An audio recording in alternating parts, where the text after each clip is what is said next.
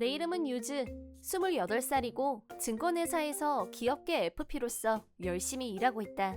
처음 입사했을 때는 3급이었지만 실무 경험을 쌓고 25살 때 2급을 취득했다. 그리고 한 달 전 드디어 대망의 1급에 합격했다. 앞으로 더 열심히 일해서 커리어를 잘 쌓아가고 싶다. 그렇게 의욕이 충만하던 시기에 친구들과 술자리를 갖게 됐다. 마리코가 웬일로 술 먹잔 소리를 다 하고 무슨 일이 있어? 아무튼 우리 셋이서 이렇게 모이는 거 대체 얼마만이니? 대학교 졸업하고 나서 1년에 한 번 보면 많이 보는 거였지 아마? 서로 회사 일에 쫓기다 보니까 그렇지 뭐. 학교 다닐 때가 좋았지. 누가 아니래. 그땐 매일 놀고 또 놀고. 그때 우리 다 같이 홋카이도 여행 갔었잖아. 너무 좋았는데. 맞아. 마리코가 무슨 일이 있어도 아카이카와 동물원에 가야 된다고 막무가내였잖아. 하코다테에서 거기까지 얼마나 멀었냐고. 그만해. 그게 언제적 일이니? 까마득한 옛날 일을? 마리코가 다 큰 아기라 우리가 맨날 응석 들어줬는데 회사는 어떻게 다니나 신기하다. 그거 다 옛날 얘기라니까. 나 남친하고 완전 잘 지내. 그 남친하고 오래가네? 당연하지 그럼. 2년 후면 우리도 30인데 난 너네 둘처럼 일만 하고 못 살아. 어휴, 하여간 말을 해도 하나도 안 변했어. 얘 오늘 시작부터 막 달리고 있잖아. 심상치가 않아. 남친도 머지않아 본성을 알게 될 텐데 큰일이네? 그럼 대박이지. 오늘 만난 치사토와 마리코는 같은 대학, 같은 과에서 공부한 친구들이다. 특히 치사토는 고등학교 때부터 친했기 때문에 최고 절친이라고 할 수 있고 신청했던 수업이 거의 비슷했기 때문에 어느 순간부터 우리 셋이 항상 붙어 다니게 되었다. 둘 다 잘 지내는 것 같아서 다행이다 하고 속으로 생각하고 있을 때 마리코가 얘기를 시작했다. 오늘 두 사람한테 보자고 한 건 다름이 아니라 매우 특별한 중대 발표가 있어서야. 응? 뭔데 그렇게 거창해? 얘들아, 나 결혼하기로 했어. 어머, 정말? 축하해 마리코. 남친 집안이 좀 빵빵하지 않았나? 좀 살지. 시아버지가 부동산 회사 경영하시는데 제법 규모도 있고 유명해. 그럼 마리코는 장차 사장 부인이네? 좀 있어 보이지?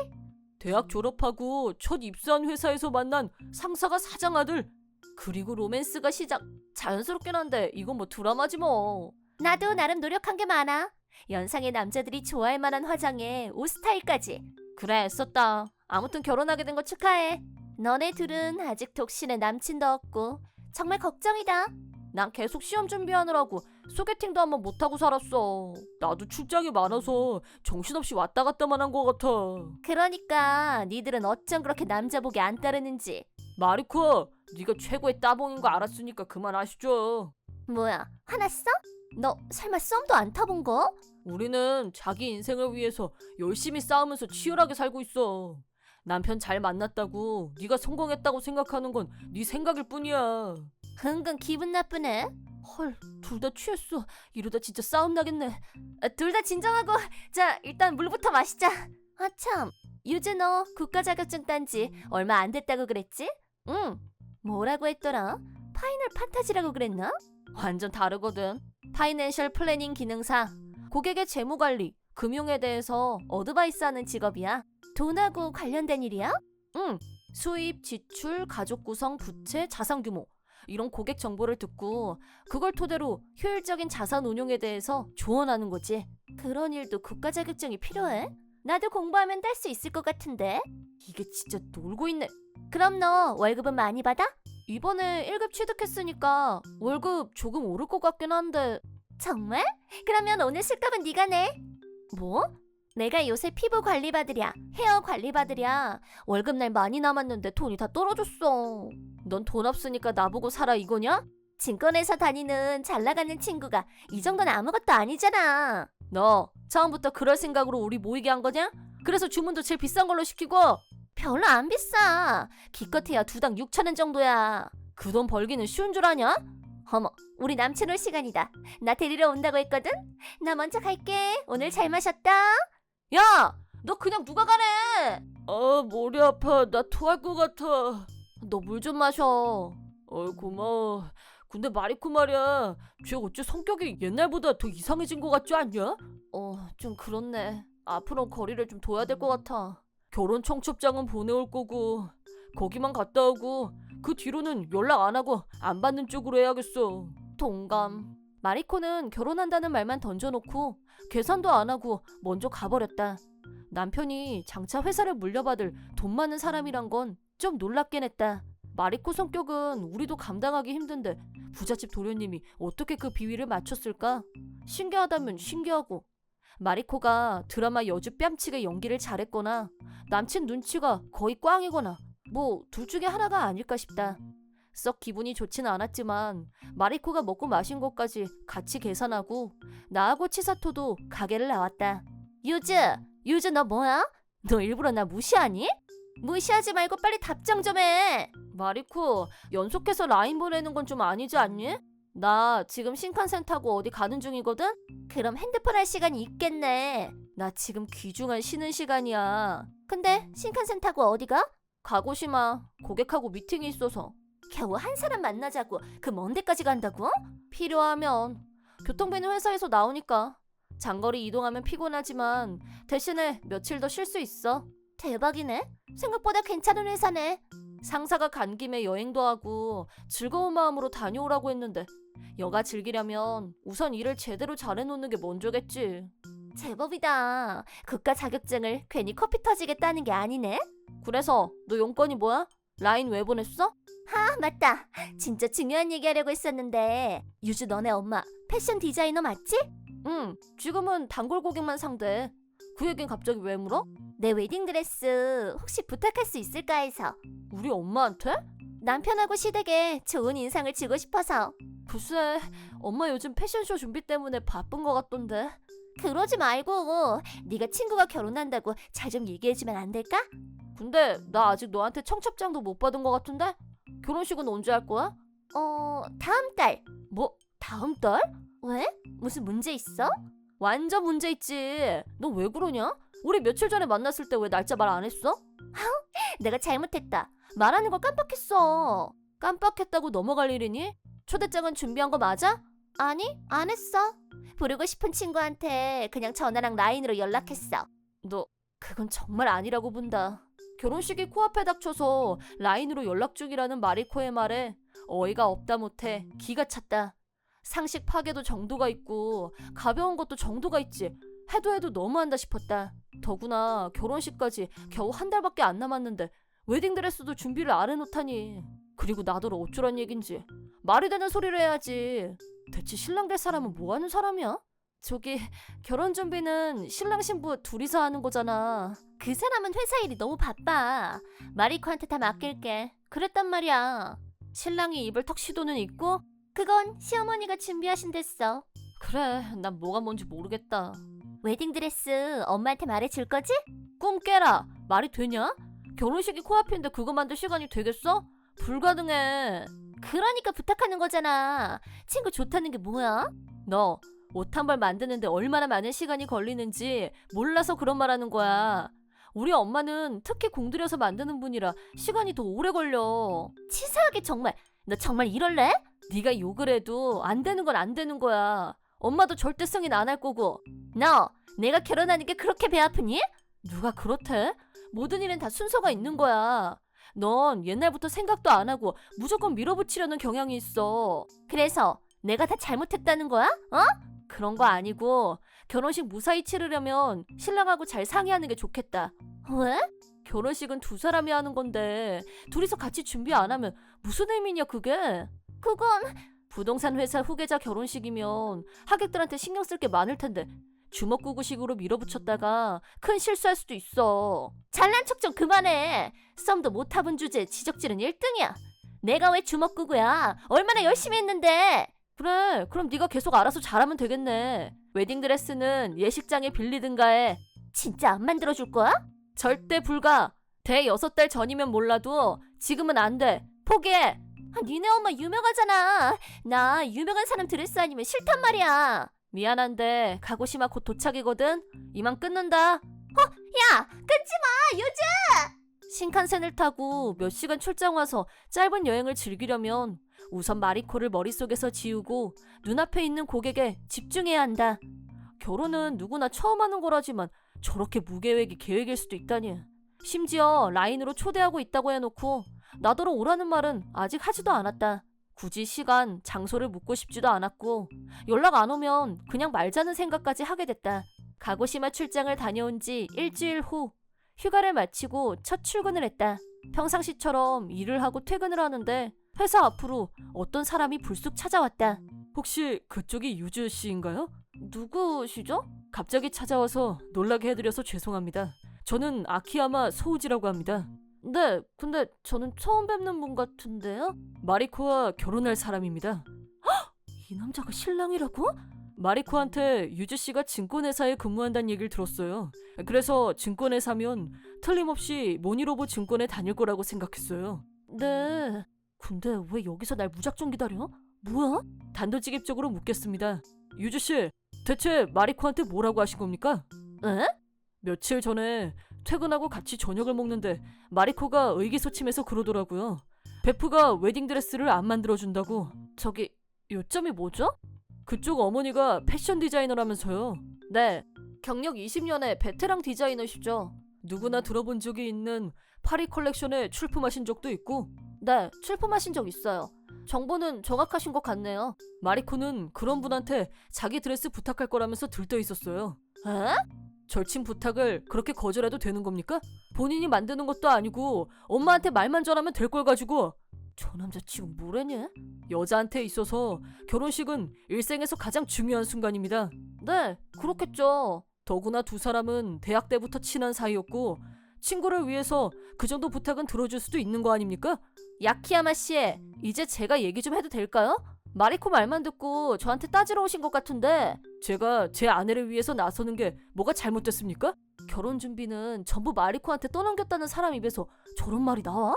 도대체 뭐 때문에 그런 부탁도 안 들어주는지 그 이유나 좀 압시다. 납기? 아니면 돈? 대체 뭐가 문제야? 뭘 좀 제대로 알고 말씀을 좀 하시죠. 핵심은 마리코가 결혼을 겨우 한 달 남기고 웨딩드레스 얘기를 꺼냈던 거예요. 상식적으로 한 달 전에 드레스를 만든다는 게 말이 된다고 보세요? 뭐라고요? 마리코는 이미 반년 전에 부탁을 했다고 했어요. 이게 어디서 개빵을 누굴 호구로 하나? 불쑥 찾아와서 싸움을 거는 이 남자는 마리코의 남편이 될 야키야마 소우지라는 사람이었다.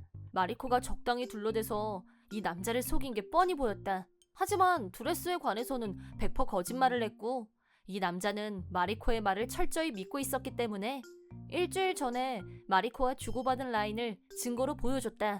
이제 진상이 뭔지 파악이 되셨나요?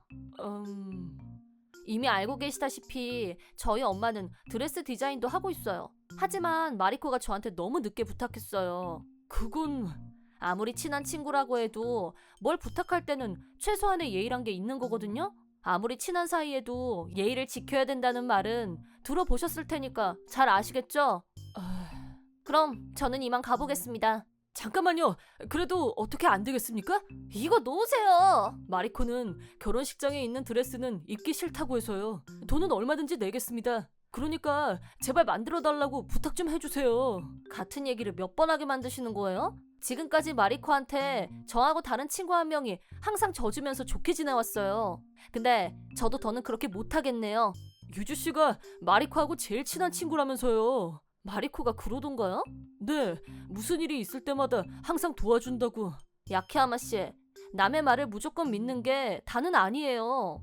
정 안 된다면야 할 수 없죠. 마리코를 잘 설득해서 결혼식장에서 빌려야죠. 네, 그렇게 하세요. 그 대신에 드레스 대여 비용은 그쪽에서 부담하는 걸로 하는 게 맞겠죠? 뭐요? 그쪽에서 안 된다고 해서 이렇게 된 거니까 상식적으로 생각해서 그쪽에서 부담하는 게 당연한 거 아닌가? 이 미친 마리코보다 더 또라이 아냐. 가만히 있자. 못해도 최소한 30만 원은 할 것 같은데. 전 상식적으로 그 돈 절대 낼 수 없고요. 정말 청구할 생각이면 전 결혼식 참석 안 합니다. 아, 진짜 피곤한 여자네. 그쪽 마음대로 생각하시고요. 그렇다면 할 수 없죠. 그쪽은 결혼식에 안 부를 겁니다. 앞으로 절대 마리코하고 만나거나 통화하는 것도 금지야. 그러죠 뭐. 신랑분이 그렇게 말하는데 제가 굳이 참석할 이유도 없네요. 황금 같은 시간 쪽에서 여기까지 와줬으면 영광인 줄 알아야지. 저도 황금 같은 퇴근 시간에 급 피곤해서 이만 가보겠습니다. 와, 멘붕 제대로야. 뭐 저런 인간이 다 있어? 막판에 필사적으로 빠져나왔으니까 망정이지. 하마터면 말릴 뻔했어. 저런 인간이 차기 사장이라고? 저런 상식으로 대체 사업을 해? 완전 오이상실. 좋은 이별 방식은 아니었으나 이걸로 손절이라고 생각하니 조금은 후련했다. 그렇게 생각을 정리하고 집에 가자마자 치사토에게 오늘 있었던 대사 사실을 낱낱이 고하자 나도 절대 안 간다 라는 답장이 왔다. 나한테 절친은 치사토밖에 없다는 생각이 들었다. 3주 후 마리코의 결혼식 날 나란히 불참하는 대신 치사토를 몇 년 만에 우리 집으로 불러서 둘이서 특별한 타이틀 없이 그저 파티 기분을 즐겼다. 그때 마리코로부터 분노의 전화가 걸려왔다. 여보세요? 야, 이것들아! 누구야? 나야, 마리코! 마리코? 미안하다. 내가 연락 차단하는 걸 깜빡했었네. 내가 라인을 얼마나 많이 보냈는데 너 읽지도 않더라? 너 내 연락처 차단했지? 응, 나 이제 너랑 손절하려고 완벽하게 차단할 생각이었는데 요즘 너무 바빠서 전화번호를 미처 차단을 못했네. 나한테 너무하는 거 아니니? 지금 내가 얼마나 난처한 줄 알아? 나 안물안궁인데? 결혼 피로연이 한창 무르익고 있는데 왔단 말이야. 누가 왔는데? 소우지 씨랑 바람 피운 여자가 나하고 결혼한다고 했었잖아. 막 이러면서 결혼식에서 이게 무슨 날벼락이냐고. 미안한데 내가 들을 이유가 없는 것 같은데? 내가 니네 엄마가 만든 드레스 입고 싶다고 했었잖아. 그 드레스를 그 불륜 여자한테도 입힐 생각이었었나 봐. 뭐? 오더 메이드가 폼이 난다면서 금액은 너 아니면 나한테 청구할 생각이었대. 뭐래니? 아주 개판이구나. 너하고 소우지 씨가 싸웠단 얘기는 그 사람한테 들었어. 나이도 있고 회사 후계자라는 사람 치고는 진짜 똥매나더라? 신랑을 나한테 보내서 따지게 만든 너도 문제가 있는 건 마찬가지고. 그건 미안해. 내가 잘못했어, 인정. 근데 그 상황에서 왜 나한테 전화한 건데? 나 좀 도와줘. 불륜녀가 내 머리끄덩이 잡아당기고 뺨도 때리고 지금 내 꼴이 말이 아니란 말이야. 근데 어쩌지? 네 신랑이 나한테 오지 말라고 못을 박아서 내가 차마 갈 수가 없네? 치사토가 너한테 못 간다고 라인 보낸 거 받았지? 그렇긴 한데 치사토가 우리 집에 100년 만에 와서 파자마 파티 중이거든? 배달 음식에 디저트 먹고 파티 중이야. 나도 니네 소중한 친구잖아. 난 아무래도 상관없단 거야? 왜 우리만 널 소중해야 되니? 하는 생각이 절로 났다. 치사토 역시 손톱만큼 남아있던 정마저 떨어져 나가는 소리가 들리는 것 같다며 한숨을 내쉬었다. 여기까지 들은 마리코 얘기로 추측컨대 신랑인 소우지는 양다리를 걸치고 있었고 마리코 말고 다른 여자한테도 동시에 프로포즈를 했는데 일부 일처제의 나라에서 어느 쪽을 진짜 부인으로 할 건지도 못 정하고 결혼식 당일이 됐다는 황당한 이야기. 2번이나 결혼식을 올리면 금전적 출혈이 상당할 거고 최소한 드레스만이라도 돌려 입으면 돈이 절약될 거라고 생각했던 건가? 고딩 동창회 갔다가 거기서 같은 반이었던 여자애랑 눈이 맞아서 얘기꽃을 피우다가 술 진탕 마시고 그대로. 바람난 여자가 고딩 친구고 술 마시고 그대로 호텔로 가서 선을 넘었다. 뭐 그런 뻔한 얘기네? 시아버지랑 시어머니가 화가 너무 많이 나셔서 소우지 씨를 집에서 쫓아낸다고 난리도 아니야. 그럼 미래 사장 부인은 날아갔네? 신랑이 양다리 걸쳐서 결혼식 쪽났다고 사람들이 수군거릴 텐데 회사를 어떻게 가? 사실인데 그걸 어쩌겠어. 남일처럼 그러지 말고 좀 도와줘. 웬일이니? 완벽한 남일이야. 우리 베프잖아. 절친. 쭉 잘 지냈잖아. 좀 있으면 우리 우정 10주년이야. 내일 모레면 30 되는 어른이 뭐 하나 잘나는 게 있으면 바로 여왕이라도 된 듯 꾸는 게 영 거슬려. 나 잘못한 게 쌤통이다 이거야 뭐야? 넌 네가 사람 불러놓고 술값 바가지 씌우고 먼저 가는 애잖아. 나한테만 막 하는 게 아니라 치사토도 무시했잖아 너. 그건 내 본심이 아니라 술이 좀 들어가니까 헛소리가 나온 거지. 뭐라니? 너 나한테 드레스값도 바가지 씌울 생각 아니었어? 유즈, 그건 내가 정말 미안해. 갑자기 왜 사과라고 난리야? 내가 못되게 군 건 반성하고 고칠게. 지금 내가 이 상황이 정리가 안 돼서 부탁하는 거야. 부탁 못 들어주겠다. 결혼식에 초대도 못 받은 애가 갑자기 나타나서 교통정리하는 것도 웃기잖아. 제발 좀. 네가 먹튀한 술값은 손절 비용이었던 걸로 생각할게. 안 돼. 이대로면 내가 너무 불쌍한 여자가 되잖아. 불행한 여자는 되지 않게 해달라고. 나도 기도는 한번 해줄게. 나는 치사토랑 넷플릭스에서 찾은 재밌는 영화 볼 시간이라서. 그럼 안녕. 여자! 난 이제 어떡해. 그 후 소우지는 양다리를 걸치고 있던 다른 여자와 진짜 사랑을 확인했고 부모님과 절연을 불사하며 마리코를 버리고 한 명의 아내를 선택했다. 내가 정말 사랑하는 사람은 네가 아니었어. 그 말을 마지막으로 던지고 그대로 마리코 앞에서 사라졌다고 한다. 결국 결혼식 비용은 소우지의 부모님이 책임지기로 했고 마리코는 피해자로 구분되면서 결혼식 파장은 일단락됐지만 마리코가 근무하던 부동산 회사에서는 저 여자가 결혼하자고 억지로 쫓아다닌 거 아니야? 라는 소문이 퍼져나갔고 결국 회사 다니기가 불편해지자 자진 사표를 냈다고 한다. 감당하기 힘든 일이 겹치자 부모님 댁으로 들어갔는데 그 뒤로 은둔형 외톨이로 지낸다고 한다. 나 왜 이렇게 떨리지? 너무 긴장돼. 떨게 왜 떨어? 이런 때일수록 릴렉스. 넌 역시 강심장이야. 어쩜 그렇게 여유만만이냐? 너무 복잡하게 이것저것 재지 말고 몸으로 부딪히면서 직관적으로 행동하자 라는 주의야. 그래, 그게 정신건강엔 좋겠다. 너나 나나 이제 회사 일은 기반이 다져졌고 결혼 활동에 나설 여유가 생긴 거니까 이것도 나쁜 일은 아니야. 여기서 좋은 사람 만나야 시간 낭비가 안 될 텐데. 너라면 할 수 있어. 너의 최대 무기는 밝고 지적인 능력. 그게 너야. 너도 나를 따르라. 이 잔다르크 정신이 어필이 될지도 몰라. 아무튼 파이팅! 괜찮아. 잘 될 거야. 파이팅! 지금까지 연애가 뭔지도 모르고 모태솔로로 살아온 나는 절친 유주와 인생 최초의 결혼활동 파티에 참가하기로 했다. 자기 인생을 어떻게 만들어갈 건지는 자기 자신에게 달려있지만 열심히 살아온 사람이 더 행복했으면 좋겠다는 생각을 해본다. 파이팅 치사토! 파이팅! 나 유즈! 내 이름은 사다 켄고 24살의 공장 노동자이다. 오늘은 거래업체 vs 하청업체의 자존심과 밥줄을 건 싸움에 대한 얘기를 소개할까 한다. 이 이야기의 시작은 나의 고등학교 시절로 거슬러 올라간다. 그때 우리 집은 자타가 공인하는 못 사는 집이었다. 형편이 어려운 이유는 내가 중2일 때 아버지가 다른 여자와 가정을 벌이고 집을 나갔기 때문이다. 나를 포함해서 우리 네 형제를 키우기 위해 엄마는 혼자서 돈을 벌고 살림을 꾸려나가야 했다. 요즘 같은 시대에 아이가 넷이나 있는 집이면 대가족이라고 할 수 있을 것이다. 더구나 그땐 동생들이 아직 어렸고 일일이 챙겨줘야 하는 나이라 엄마가 밖에서 일을 할 수 있는 시간도 많지 않았다. 따라서 수입도 얼마 되지 않았을 거라고 생각된다. 모자 가정이라서 나라에서 한부모 가정 수당이 나왔고 아동 수당도 받고 있었지만 학비를 시작해서 매일 들어가는 생활비를 충당하기에는 그 돈을 받아도 턱없이 부족했다. 고등학교에 올라간 후로는 나도 아르바이트를 시작했고 시간이 허락하는 한 동생들도 열심히 보살폈다. 하지만 생활 형편이 나아질 기미는 보이지 않았고 그날그날 끼니를 굶지 않는 것에 감사할 뿐이었다. 그런 상황에서 고민이 많았고 신중히 고민한 결과 대학 진학을 포기하기로 결정했다. 엄마가 능력이 부족해서 대학도 못 보내주고 대학 포기하게 해서 정말 미안해.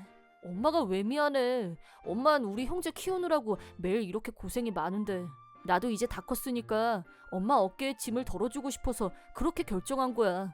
나는 고등학교를 졸업하고 곧바로 집에서 가까운 곳에 있는 작은 공장에 취직했다. 그 공장은 금속 가공을 전문으로 하는 곳이었고 전자제품이나 의료기기 등 여러 기업으로부터 주문을 받아서 납품을 하는 하청업체였고 전형적인 소규모 특화 공장이라고도 할 수 있는 곳이었다.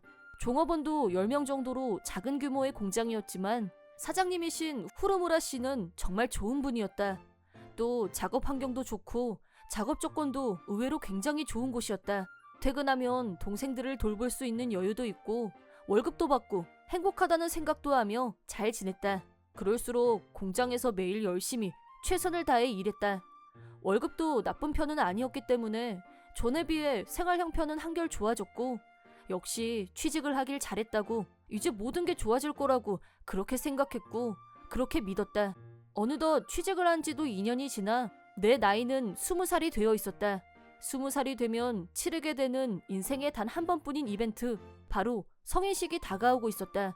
시에서 주최하는 성인식엔 학교 동창들과 오랜만에 얼굴을 보게 되는 자리이기도 하지만 나는 일찌감치 그 자리에 참석할 생각이 없었다. 집안 형편이 어려워서 남들 다 가는 수학여행도 못 갔고 학창시절도 친구들과도 좋은 추억 하나 없는 데다가 회사 일도 바쁘고 해서 성인식이라고는 해도 굳이 그 자리에 참석할 이유가 내겐 없었다. 하지만 성인식 안내 엽서가 배달된 시점에 딱 맞춰서 중학교 동창인 모리구치 류우지란 애한테서 갑자기 라인이 왔다. 오랜만이다. 잘 지냈냐? 나 기억나냐? 너 근데 내 아이디 어떻게 알았어? 아, 여러 사람 거쳐서 복잡하게 알아냈지. 그건 그렇고 성인식 안내 엽서 너도 받았지? 응, 받았어. 성인식 행사 끝나고 나서 중학교 동창회 하자고들 하는데 너 올 거냐? 아니, 난 성인식 안 갈 건데. 내가 그럴 줄 알았다. 너네 집 옛날부터 못 살잖아.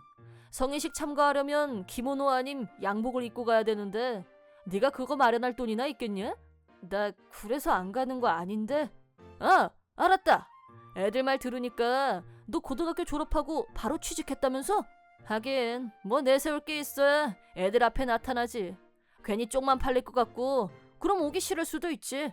그럴 수 있어. 괜히 말 꺼내서 내가 미안하다. 속상하게 만들었네. 라인 알림에 뜬 이름을 본 순간 불길한 예감이 들었었다. 역시나 그 예감은 어긋나지 않았다. 중딩 동창 모리구치 류우지는 부잣집 사장님 아들이었고 금수저답게 어려서부터 뭐 하나 부족한 거 없이 화려하게 자라는 게 눈에 다 보였다. 학교에 몇몇 있는 금수저들에 대해서 일일이 신경 쓰고 싶지 않았지만 모리구치는 학교에서 가장 흙수저였던 나를 줄기차게 무시하고 모욕하고 심심풀이 땅콩으로 놀려먹는 재미로 살았다. 야, 너 교복 똥꼬바지야. 소매는 팔뚝 다 나오고 아무리 돈이 없어도 새로 하나 사 입어라 좀. 그리고 너 일찍 가서 집안일 해야 된다고 동아리 탈퇴했다면서? 가난한 사람들이 더 바쁘다는 옛말이 하나도 틀린 게 없다야. 하루도 빠지지 않고 계속되던 모욕을 견디는 것만으로도 버거웠던 중학생 시절. 내게 좋은 추억 따위는 허락되지 않았었다.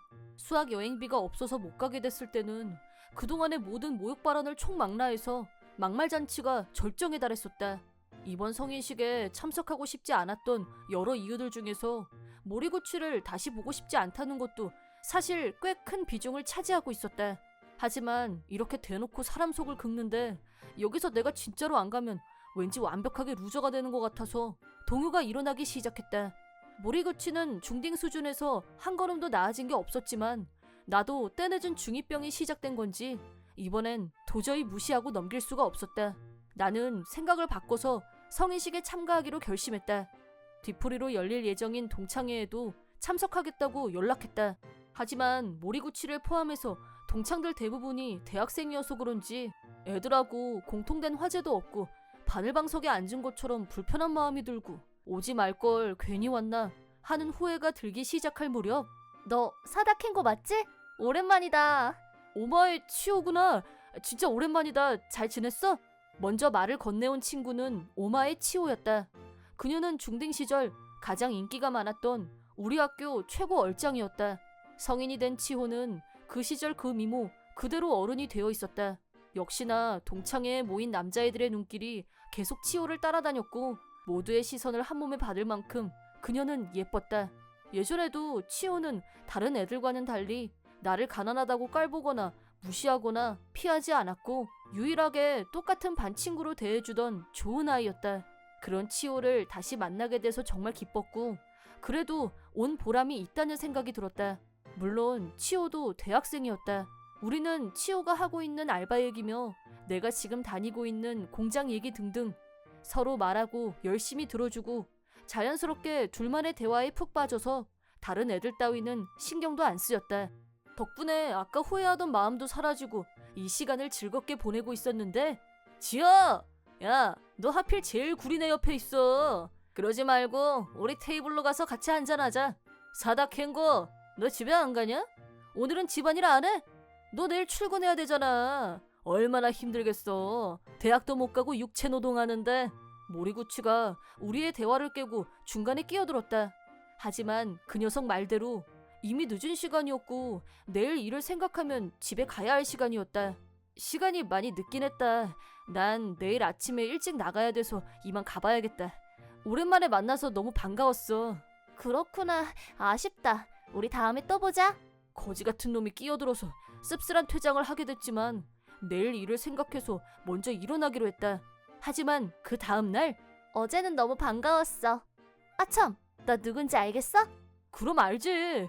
근데 내 아이디 용케 찾았네? 내키지는 않았는데 모리구치랑 아이디 교환하고 나서 걔가 네 아이디 안다고 해서 물어봤어. 살다 보니 모리구치가 인생에 도움이 될 때가 다 있더라. 그렇게 된 거구나. 아무튼 연락 줘서 고마워. 동창회 때 오랜만에 만나서 정말 반가웠어. 나도. 켄고 너 엄청 멋있어졌더라? 깜놀했어. 직장 다니면 다 그렇게 어른스러워지나 싶고 신기했어. 멋있기 무슨. 빈말이라도 기분은 좋다. 빈말로 한 말 아닌데? 알았어, 고마워. 근데 무슨 일로 연락했어? 그게 너 어제 먼저 갔잖아. 미안, 출근해야 돼서. 그냥 얘기 좀 더 하고 싶어서 연락했어. 혹시 시간 되면 따로 만나지 않을래? 어? 나랑 얘길? 나야 좋지만 누구 더 부를까? 너만 괜찮다면 나는 그냥 우리 둘이서 만나고 싶은데 괜찮아? 이런 대화를 주고받았다. 치호가 연락해서 우리 단둘이 만나기로 했다. 이런 일이 있을 줄이야. 꿈인가 생신가. 치호는 대학에서 마음 맞는 친구가 별로 없다면서 나하고 만나서 얘기를 해보니 정말 마음이 편했고 자꾸 생각이 났었다고. 얼굴이 빨개지면서 수줍게 말했다. 우리는 서로 마음이 금세 통했고 사귀는 사이가 되었다. 처음엔 치호가 적극적으로 대시를 했지만 정식으로 고백은 내가 먼저 해야겠다고 결심했고 어느 날 내가 고백을 했을 때 치호는 감동해서 눈물까지 흘리고 정말 기뻐했다. 용기 내서 고백하길 정말 잘했다는 생각이 들었다. 이렇게 치호를 만나서 서로 좋아하는 사이가 된 계기가 모리구치였다는 걸 생각하면 어이가 없지만 아무리 미운 놈이라고 해도 나와 치호를 만나게 해준 걸 생각하면 이젠 좀 덜 미워야겠다고 생각했다. 그렇게 치호를 만나고 4년이란 시간이 흘렀다. 나는 계속 같은 공장에서 일하고 있었고 사장님이 인정해주신 덕분에 승진도 많이 해서 꽤 지위가 올라갔다.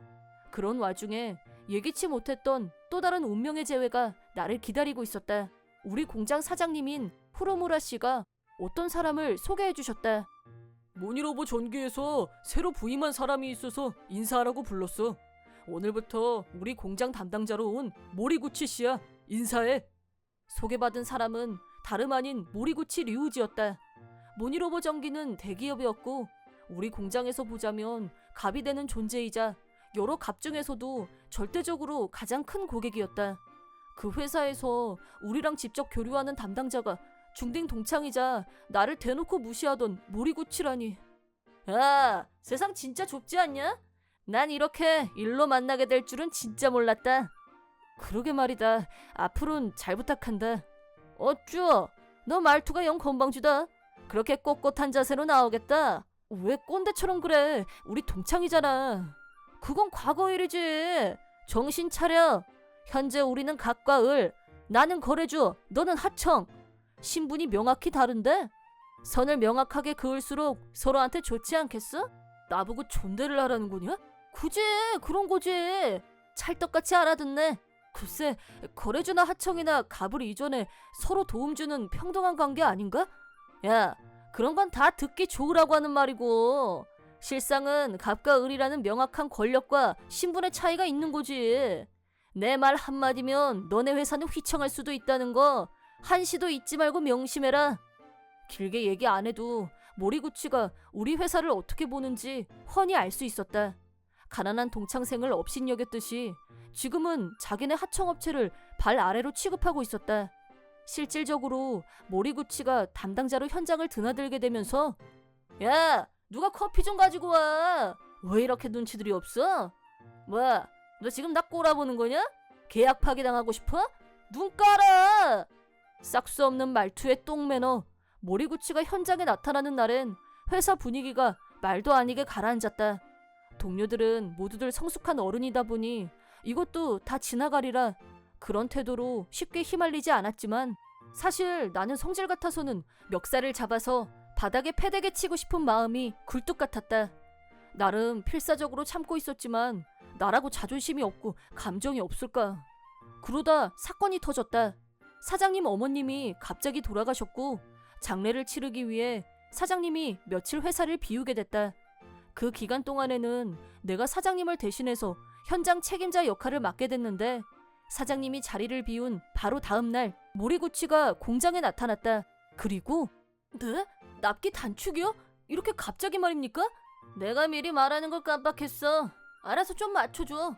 현재 작업 중인 안건에 대해서 갑자기 납기를 단축해달라고 무리한 요구를 했다. 납기일 변경이야 있을 수 있는 일이지만 일주일 후로 정해져 있는 납기를 3일 후로 변경해달라니 요구도 정도껏 해야 들어주지. 그건 힘들겠다고 나도 반론을 했지만 하라면 하지 왜 이렇게 말이 많아. 하청 주제도 모르고 잔업을 하든 철야를 하든 네가 알아서 3일 후까지 끝마치라고. 주먹을 부르는 저 말투. 하지만 사장님도 부재 중이고 발언권이 딸리는 입장이다 보니 어쩔 수 없이 무리한 요구를 받아들일 수밖에 없었다. 납기를 맞추기 위해 작업 스피드를 올려야 했다.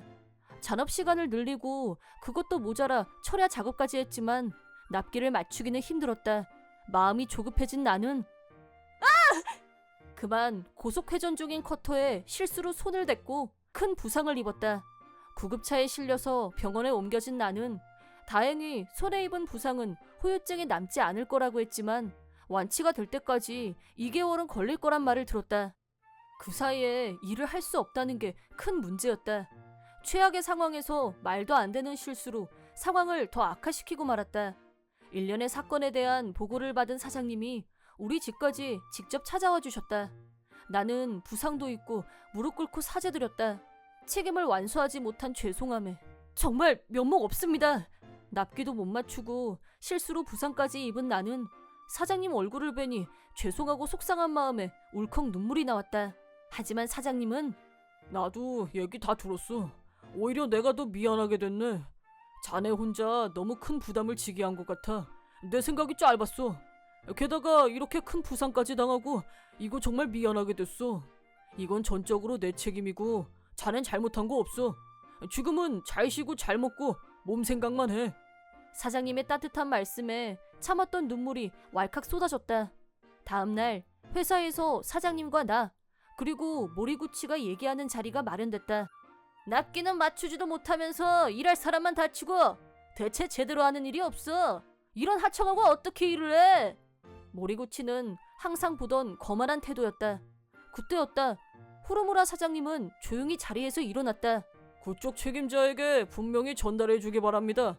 앞으로 모니로버 전기와는 거래할 생각이 없으니 계약을 해지하자고 말입니다. 분명한 어조로 단호하게 말하는 사장님.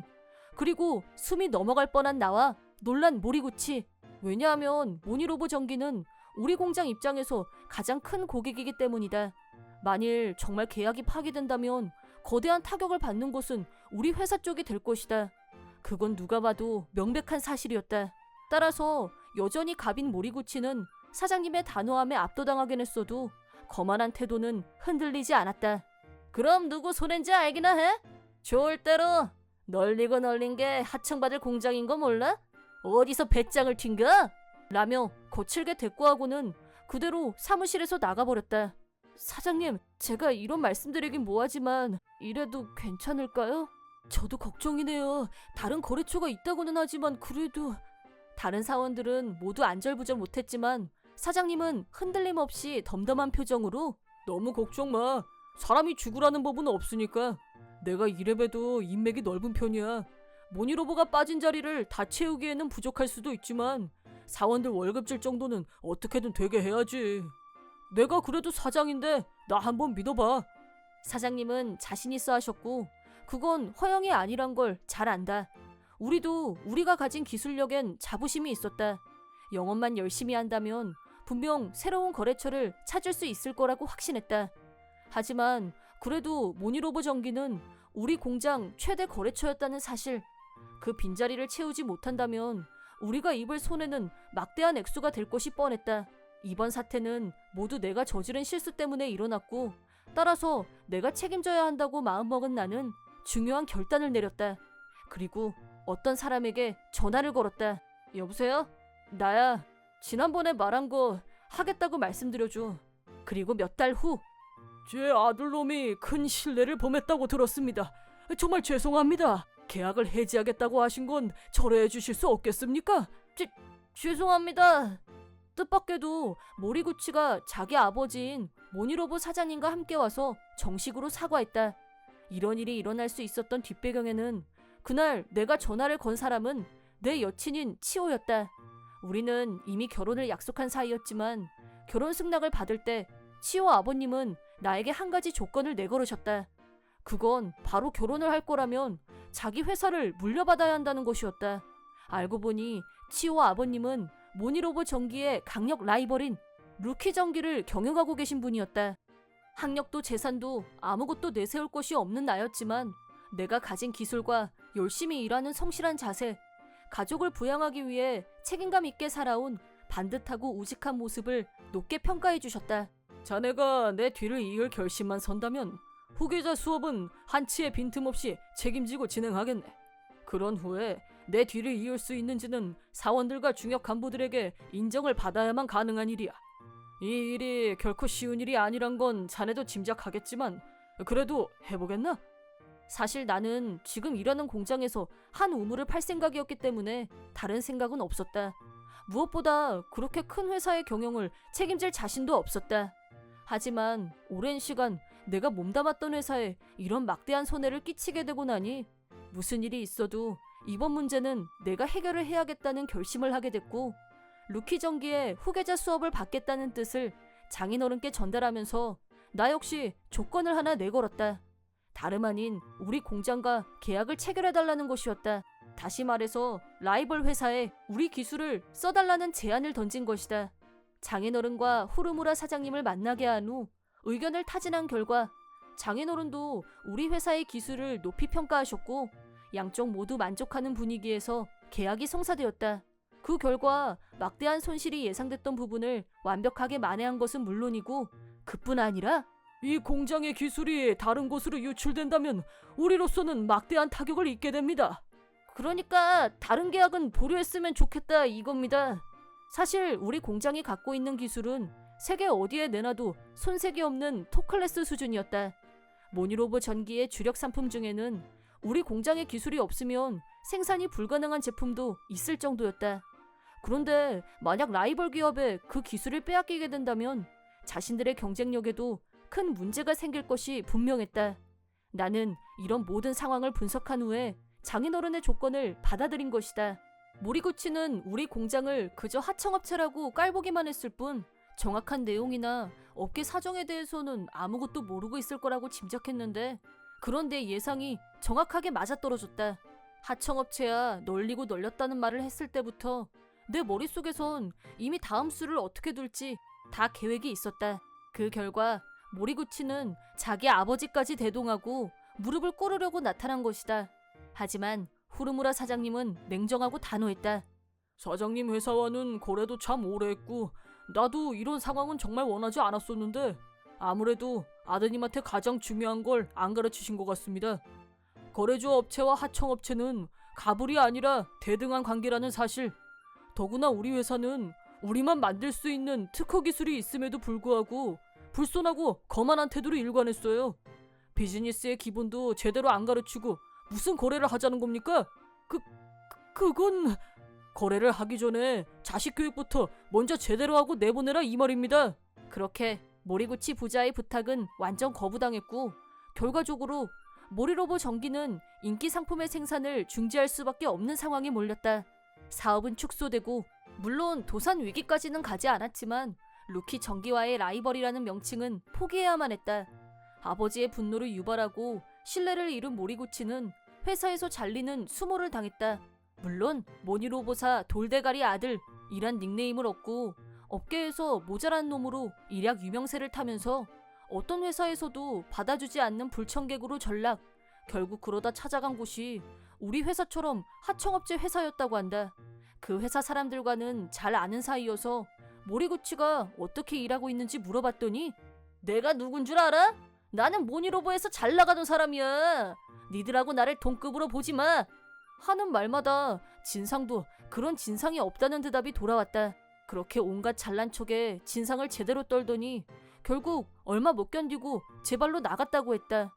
모리구치가 들어갔던 공장은 불량 청소년이라던가 사회 부적응자였던 사람들을 갱생시키는 곳으로도 알려져 있는 회사로 사장님은 모리구치가 문제가 있다는 걸 알면서도 채용을 했던 거였는데 만약 그 회사에서도 못 버텼다면 세상 어디를 가도 일할 곳을 찾기란 불가능할 것이다. 지금은 어디서 뭘 하고 있는지 아버지인 모리구치 사장님도 행방을 모른다고 한다. 한편 나는 치오와 결혼을 했고 장인 어른과의 약속대로 공장을 그만두고 후계자 수업을 받으며 열심히 업무를 배우고 있다. 그동안 큰 신세를 졌던 후루무라 사장님께 보답도 할 수 있었고 내 조건으로는 들어가기 힘들었을 유명 대기업에서 일을 하게 됐다. 대학 진학을 포기하고 취직을 선택했던 나로서는 한 번도 생각해 본 적이 없는 일들이라 사실 나도 적응이 잘 안 되고 있다. 그리고 현재는 내가 전에 일했던 공장의 영업 담당자가 되어 거래주와 하청업체로 관계가 변했지만 여전히 예전 동료들과 좋은 사이로 지내고 있다. 나중에 정년 퇴임하면 다시 우리 공장으로 와. 내가 재고용 책임질 테니까. 그때까지 사장님이 현역으로 계신다면 저도 기꺼이 가겠습니다. 내 이름은 미시마 나오야. 키도 작고 외모도 그저 그런 나는 여자들한테 별로 인기가 없다. 그 대신 그런 열등감까지 모두 일에 대한 열정으로 바꾸고 맡은 일에 최선을 다해왔다. 미시마, 자네한테 기획영업팀 과장직을 맡길까 하는데 어때? 해볼 생각 있나? 네? 제가 그럴 자격이 있을까요? 그동안의 노력을 인정받아 35살에 기획영업팀의 과장으로 승진을 하게 됐다. 우리 회사는 시스템 개발을 주력으로 하고 있는 곳으로 클라이언트가 갖고 있는 고민을 포착해서 맞춤형 오리지널 시스템을 구축하는 일을 하고 있다. 업무를 수주할 때는 단가가 수천만 엔 규모가 될 경우도 왕왕 있기 때문에 타사와의 프레젠테이션 대결은 피할 수 없는 승부이다. 유통되고 있는 모든 시스템에 능통해야 하고 클라이언트가 미처 알아채지 못하고 있는 잠재적인 문제들까지도 캐치해서 해결하는 능력도 필수 조건이다. 따라서 즉시 전력이 될 뛰어난 인재를 항상 필요로 하고 있지만 내가 과장이 되고 나서 얼마 후 좀 다른 각도에서 엄청난 사원이 한 명 입사했다. 신입사원 기사라기 카게루입니다. 앞으로 잘 부탁드립니다. 카게루 선배님? 중도 채용으로 입사한 신입사원을 보고 깜짝 놀랐다. 그는 고등학교 때 축구부 선배였고 부원 시절 내내 괴롭힘을 당했던 가해자 선배였다. 그를 본 순간 괴롭고 힘들었던 기억이 다시 되살아났다. 카게루! 샷! 야, 1학년들 뒷정리 잘하고 와. 네. 뭐야, 에이스한테 뭐 불만 있어? 니들처럼 별 볼일 없는 것들은 내가 시키는 거나 잘하면 돼. 카게루 선배는 축구부 에이스였고 실력도 있고 여자애들의 관심 대상 1순위였지만 성격은 개차반이었다.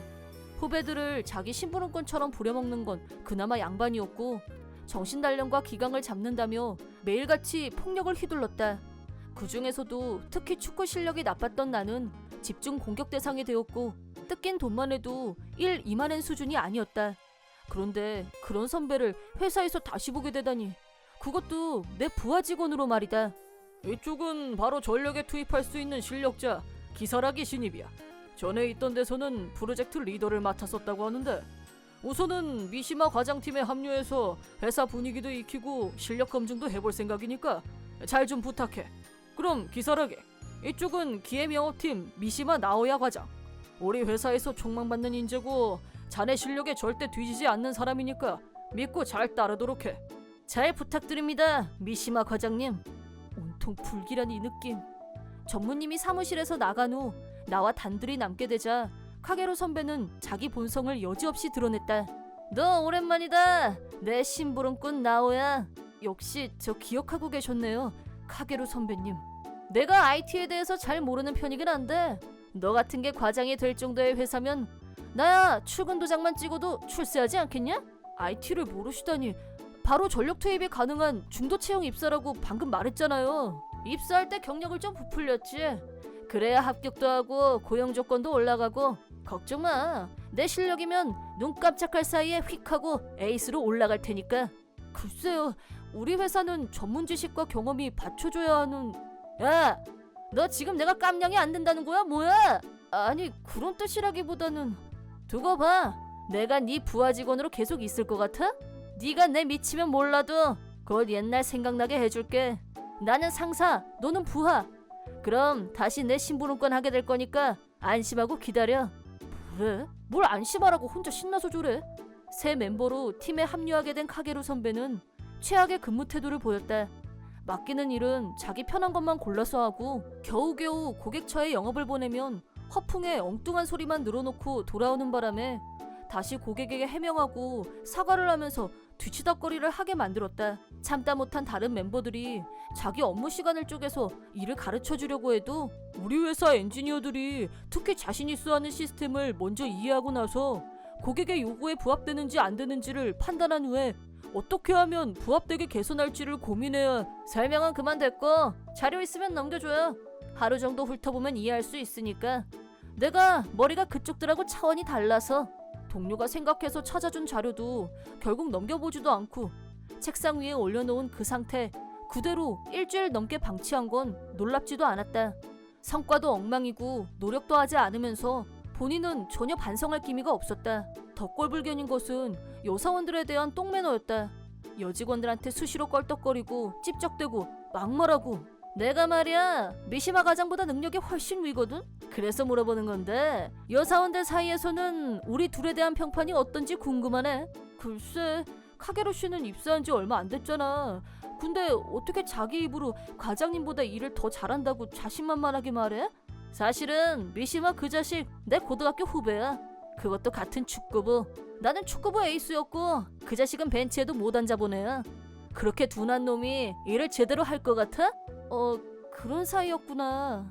이미 사회생활을 시작한 여자가 그 정도 말에 현혹될 리가 없고, 하지만 카게루 선배 머릿속에 있는 여자란 자기만 보면 아이돌 대하듯이 깍 소리 지르던 여고생들 정도에서 성장이 멈춘 듯했다. 여사원들은 카게루 선배를 거들떠보지도 않았다. 직장 여성들은 이미 자기 성장을 거듭한 사람들이니까. 회사 생활을 그 모양으로 하다 보니 입사 한 달도 되지 않아서 거의 모든 동료들이 카게루 선배를 기피 대상으로 삼고 있었다. 그런 사실을 모르고 있는 건 오직 본인뿐이었지만 말이다. 변화가 찾아온 것은 반년 정도 지났을 무렵 내가 이 회사에 입사한 후 몇 년간 영업 담당을 해왔던 거래회사에서 메인 시스템을 변경한다는 얘기가 나왔고, 어느 회사에 위탁할지를 놓고 대규모 공모전을 개최한다는 공고가 내려왔다. 그동안 미시마 과장이 쭉 영업해왔던 곳이라서 우리도 이번에 공모에 참가할 수 있게 된 거라며? 너무 잘됐다 미시마. 나 때문인가 노조미 씨가 그동안 여러모로 애써준 덕분에 기회가 온 거죠. 이쪽은 우리 팀에서 함께 일하고 있는 니시나 노조미 씨. 내가 과장이 되기 전부터 산전수전을 함께 겪으며 여기까지 온 동지이자 신뢰할 수 있는 실력자였고, 출중한 외모로 사내에 있는 남자 사원들의 관심을 한몸에 받고 있는 여신적인 존재였다. 사실 차기 과장 후보는 내가 아니라 노조미 씨가 더 유력했는데, 노조미 씨가 나를 추천해준 덕분에 내가 과장 자리에 올라서 팀을 책임지게 되었다. 노조미 씨는 미시마라면 분명히 좋은 리더가 될 거라고 생각했어 라고 말해주었다. 나는 그런 든든한 지원군인 노조미 씨와 함께 공모전 참가를 위해 고치고 또 고치면서 기획안을 작성했다. 그렇게 열심히 만든 기획안을 들고 공모전 대비를 위한 사전 사내 회의에 참석했다. 회의에는 기획 영업팀 멤버 전원과 이번 공모에 기대를 걸고 있는 중역분들이 참석했다. 과거에 거래처에서 제시했던 내용들을 토대로 시스템 설계를 준비해봤습니다. 여기에 현재 거래처에 지향하고 있는 니즈를 부합시켜서 내가 발표를 거의 마쳤을 무렵 카케루 선배가 알 수 없는 웃음을 지으며 말꼬리를 자르고 끼어들었다. 그런데 그렇게 뻔한 내용의 기획안이 그쪽에 먹힐까요? 아직 발표가 끝나지 않았습니다. 저라면 미시마 과장보다 훨씬 더 크리티컬한 제안을 생각해내서 반드시 공모전 우승을 우리 회사에 가져올 자신이 있습니다만. 오, 정말 그럴 자신이 있나? 이게 아닌데. 카케루 선배는 예전에 그랬듯이 지금도 근거 없는 자신감을 내보이며 상대를 자기 쪽으로 유도하려고 했다. 축구부 시절 카케루 선배가 우리 팀 에이스라고는 했지만 제대로 연습도 하지 않고 오합지졸에 불과했던 우리 팀이 전국대회에 출전한 가능성은 제로에 가까웠는데도 여자애들한테 주목을 받고 싶어서 무조건 큰 소리만 떵떵 쳐놓고 결과가 나쁘면 모든 책임을 팀 메이트들에게 떠넘기고 버럭버럭 소리만 지르던 사람이었다. 지난 반년 동안 같이 일했던 팀원이나 일반 사원들은 카케루 선배의 인간성을 다 파악했지만 윗분들은 인사부에서 막강한 인재를 영입했다라는 말을 들은 게 정보의 전부였다. 전무는 나와 카케루 선배를 번갈아 쳐다보면서 그럼 이번 안건은 자네가 맡아서 해봐. 전무님! 잠시만요. 이번 안건은 미시마 과장님이 지난 몇 년간 영업을 담당하면서 거래처의 인정을 받은 덕분에 공모에 참가할 자격이 주어진 겁니다. 그런데 이제 와서 책임자를 변경한다는 건 어불성설입니다. 기사라기는 전 직장에서 비슷한 규모의 프로젝트를 여러 책임진 적이 있다고 들었네. 이번 안건은 우리 회사로서는 절대 실패해서는 안 되는 중대 안건이야. 성공하기 위해서 실적이 있는 사람을 선정하는 건 당연한 이치야. 믿고 맡겨주십시오. 결국 나는 카케루 선배를 서포트하는 역할로 밀려나고 말았다. 회의를 마친 후 봤어? 이게 나야 하는 얼굴로 카케루 선배가 내 옆으로 왔다. 이거 미안하게 됐네. 안건이 내 차지가 돼서. 기사라게 씨, 우리 회사에 들어온 지 이제 겨우 반년밖에 안 됐죠? 그나마도 열심히 하는 것 같지도 않고 아무 일도 안 했으면서 미시마 과장님 안건을 이렇게 뺏어도 되는 거예요? 노조미 씨, 미시마 과장은 고딩 때 축구부 에이스로 날렸던 내 후배였어. 그런데 내가 설마 후배한테 질 거라고 생각해? 그거랑 이 문제랑 1도 상관없거든요? 득이양양해진 카게루 선배는 아참, 아까 회의에서 네가 내 서포트 맡으라고 했는데 그럴 필요 없어. 그보다 나는 노조미 씨가 더 필요한데 도와줄 수 있지? 축구부 에이스 혼자서 잘해보시죠. 너무 쌀쌀맞다. 자기, 그럼 내가 공모전에서 우승하면 나랑 같이 저녁을 먹는 게 어때? 그 약속만 해주면 내가 이 고독한 싸움을 혼자서 열심히 해볼게. 헛소리를 늘어놓는 선배를 말려야겠다고 생각했지만 나보다 먼저? 그거 진짜 볼만하겠네. 혼자서 할 수 있다 이거죠? 그렇다면 성공했을 경우 저녁 약속 콜. 노조미 씨의 거친 모습에 나는 뭐라 말해야 할지. 저기 지금 진심으로 하는 말이에요? 네, 저도 기사라게 씨 실력이 어떤지 궁금하기도 하고요. 저뿐만 아니라 사내에서 기사라게 씨의 능력을 널리 알릴 수 있는 좋은 기회가 아니겠어요? 우와, 진짜 약속한 거지? 나중에 딴 말하기 없기다. 밥만 먹고 그냥 가게 안 될걸? 우선 결과가 어떻게 되는지 봐야죠. 근데 나는 일을 잘하는 사람이 정말 멋있는 사람인 것 같아요. 오브 코스! 나 갑자기 막 열일하고 싶어서 미치겠어. 카케루 선배는 날개라도 돋친 듯 신이 나서 밖으로 나갔다. 미시마, 미안해. 사과는 무슨. 근데 카케루 씨 혼자 해서 공모전에서 이긴다는 건 좀 절대 불가능하지. 그걸 알면서 왜... 저런 인간은 한번 뜨거운 맛을 제대로 봐야 정신을 차리지. 그렇다고 이 중요한 공모전을 버릴 수는 없잖아요. 나 공모전 버릴 생각 전혀 없거든? 좀 알아듣게 말 좀. 싫은 말이야. 어쩌고 저쩌고. 소곤소곤 속삭이는 노조미 씨의 진짜 생각을 들어보니 전적으로 동의하게 됐고 그에 맞춰 수면하에서 조용히 움직이기 시작했다. 한편 카케루 선배는 한껏 들떠서 공모전 준비를 하는 것 같았다. 나도 이렇게 빨리 너를 앞지를 찬스가 올 줄은 몰랐는데 말이야. 너도 봤지? 노조미가 나한테 완전 빠진 눈빛. 이 회사에서 출세하는 것도 이제 카운트다운인가? 하지만 불과 며칠 후 상황은 반전됐다. 아, 열받아. 그쪽 담당자가 계속 내가 아무것도 모른다고 타박만 하고 말이야. 누굴 병신으로 알아? 공모전 주최 측에 면담 방문을 하고 와서는 죄 없는 책상을 발로 차면서 분풀이를 해댔다. 무슨 일 있었어요? 제가 같이 가는 게 좋을 걸 그랬나 봐요. 조용히 안 해? 내가 내 심부름꾼으로 부리던 놈 도움을 받을 것 같아? 그 대머리 놈이 내 이 멘사 레벨 두뇌를 못 따라오니까 수준이 안 맞아서 얘기가 안 되는 거야. 공모 대회 당일날 어디 두고 봐. 내가 찍소리도 못하게 만들어줄 테니까. 나를 뛰어넘는 제안을 하겠다고 호언장담을 해놓긴 했지만 그 주장을 뒷받침할 기회가는 전혀 진전되는 양상이 보이지 않았다. 그러던 중 카케루 선배가 갑자기 기획안이 완성됐다는 보고를 해서 속으로 많이 놀랐다. 아, 드디어 네가 나한테 엎드려서 절을 할 때가 온 것 같다. 네? 그건 그렇고 공모전 자료 준비는 어떻게 돼가고 있어요? 그거 보고하러 온 거야. 완벽해. 퍼펙트. 너 따위 과장한테 도움 한 번 안 받고도 내가 만든 기획안 따윈 거들떠보고 싶지도 않을 만큼 완벽하게 일을 해내는 사람이니까 나는 네, 역시 에이스다우시네요 선배님. 그럼 그 기획안 좀 어디 볼까요? 이래 주시죠. 그건 이미 윗선에 승인 받았어. 그러니까 너한테 보여줄 필요도 없다 이 말이야. 네? 직속 상사인 저한테 확인도 안 받고 바로 중역분들한테 보고를 하셨단 말씀이세요? 그러자 카게로 선배는 중역들의 인감이 찍힌 승인 서류를 내 앞에 내밀었다. 너한테는 안 된 얘기지만 저 윗분들이 너보다 내 실력을 더 높이 샀다는 것만 알아둬. 어쩐지 불안한 느낌이 들었지만 중역들이 승인을 했다면 내가 더 말할 필요는 없다고 판단하고 그냥 묵인했다. 하지만 공모전 당일 사건이 터지고 말았다. 저는 이번 공모전의 기획안을 담당한 기사락이라고 합니다. 잘 부탁드립니다. 카게로 선배는 자신의 기획안을 주최 측 앞에서 프레젠테이션했다. 하지만 그 기획안을 들으면서 나는 당황하지 않을 수 없었다. 카게로 선배의 프레젠테이션 내용은 과거에 내가 작성했던 기획 내용과 한 글자도 틀리지 않았기 때문이다. 어떻게 들으셨습니까? 만족스러울 거란 예상이 들긴 합니다만 아니, 솔직히 이보다 더 좋은 기획안은 없을 거라고 생각됩니다. 그렇게 끙끙거리면서 한 글자도 못 쓰고 있던 기획안을 어느새 다 작성을 했을까 이상하다 했더니 내 거 갖다가 베낀 거였어. 카케루 선배의 뻔뻔한 복붙행위에 나는 분노가 일었다. 그때 발표를 다 들은 주최 측 사원이 입을 열었다.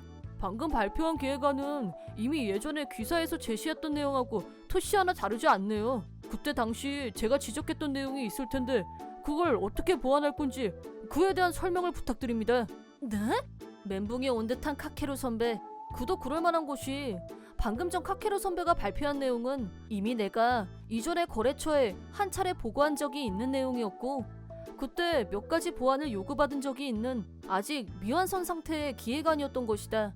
본래 내 계획은 그때 들었던 지적사항을 보완해서 프레젠테이션 준비를 할 생각이었는데 그런 내막을 알 리가 없던 카케루 선배는 거래처에 제대로 히어링도 안 해본 상태에서 내 자료를 훔쳐서 과거에 했던 보고를 다시 재현한 상황에 지나지 않았던 것이다. 이 기획안을 과연 회사 중역들이 진짜 승인을 했을까? 그것도 의심스러웠다.